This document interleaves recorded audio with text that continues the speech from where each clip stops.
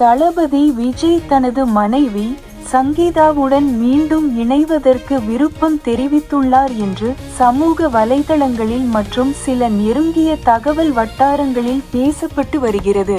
இது குறித்து எந்த அதிகாரப்பூர்வ அறிவிப்பும் வெளியாகவில்லை.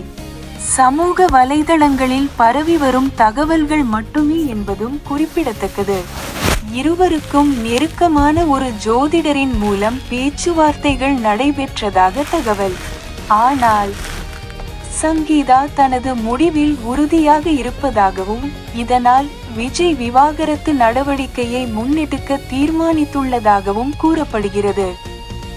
நாளை நடைபெறவுள்ள நீதிமன்ற விசாரணையை முன்னிட்டு இரு தரப்பினரின் வழக்கறிஞர்களும் அமைதியான பிரிவை உறுதி செய்ய ஆலோசனை நடத்தியுள்ளதாக தகவல்கள் வெளியாகியுள்ளன.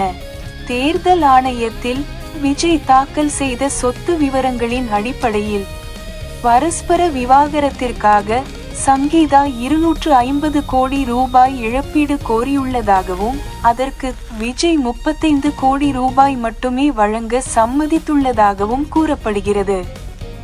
மேலும் தனது மகன் ஜேசன் சஞ்சய் மற்றும் மகள் திவ்யா சாஷாவை தனிப்பட்ட முறையில் கவனித்துக் கொள்வேன் என்றும் தகவல்கள் தெரிவிக்கின்றன.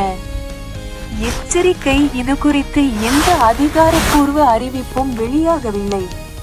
சமூக வலைதளங்களில் பரவி வரும் தகவல்கள் மட்டுமே என்பதும் குறிப்பிடத்தக்கது.